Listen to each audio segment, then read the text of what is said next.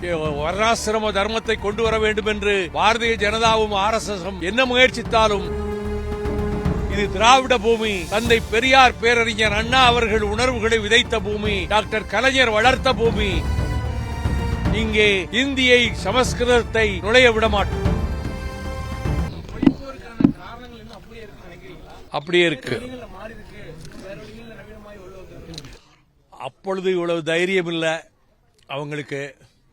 இப்ப இந்த இந்தி சமஸ்கிருதத்தை கொண்டு வரணும்னு நினைக்கக்கூடிய RSS சனாதன தர்மத்தை காப்பாற்ற வேண்டும் என்று துடிக்கின்ற வர்ணாசிரம தர்மத்தினுடைய வாரிசுகள் இந்தியை எப்படியாவது சமஸ்கிருதத்தை கொண்டு வந்து திணித்து விடலாம் என்று நினைக்கிறார்கள். இதுதான் கால வித்தியாசம். ஆனால் அதே நேரத்தில் ஒரு வலுவான அரசு அமைந்திருக்கிறது. கொள்கை வழி நடக்கின்ற திராவிட மாடல் அரசு நடக்கிறது. ஆகையினாலே அவர்களுடைய கனவு பகல் கனவாகவே முடியும். ஒருபோதும் இங்கே எண்ணற்றவர்கள் துப்பாக்கிச் சூட்டிலே மடிந்திருக்கிறார்கள். அவர்கள் சிந்திய ரத்தமெல்லாம் வீண் போகாது. அந்த தியாகத்தின் அடிப்படையிலே சொல்லுகிறேன், வர்ணாசிரம தர்மத்தை கொண்டு வர வேண்டும் என்று பாரதிய ஜனதாவும் RSS என்ன முயற்சித்தாலும் இது திராவிட பூமி. தந்தை பெரியார் பேரறிஞர் அண்ணா அவர்கள் உணர்வுகளை விதைத்த பூமி. டாக்டர் கலைஞர் வளர்த்த பூமி.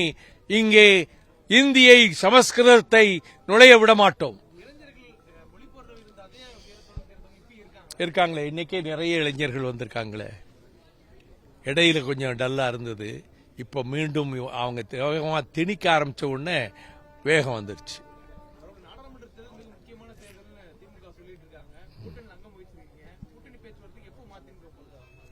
அது அவங்க எப்ப அழைக்கிறாங்களோ அப்ப போவோம். அதான் அவங்களுக்கு வந்திருக்கு. அவங்களுக்கு அழைப்பு வந்திருக்கு.